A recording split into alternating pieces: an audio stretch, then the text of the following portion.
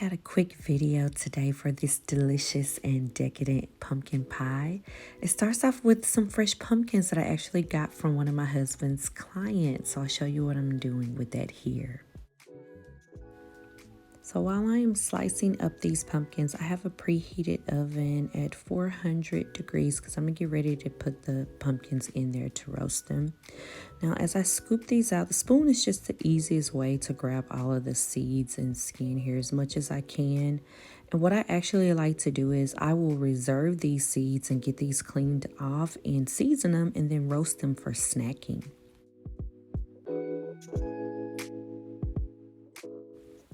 Once these are all cleaned up, I'm just going to flip them over on my baking sheet and then roast them until they are perfectly soft. I know they're done when I can press them and they give a little bit. So here, now that I know they're done, I let them cool for a little while, and then I'm going to take that same spoon and just scoop out the insides of each one. And here I have my food processor just to make it easier on me. I'm going to take all of that pumpkin that I roasted, that I scooped out, and get it in here until it is soft. Now, if you need a little bit of water to help puree this up, go ahead and add some and it'll be soft just like you see here. So I ended up with about 2 cups. I let it cool before I get ready for the filling of my pie. You could also use canned pumpkin puree as well if you'd like to. Now here I have some salt as well as some pumpkin pie spice. As always, I will leave the measurements listed in the description box.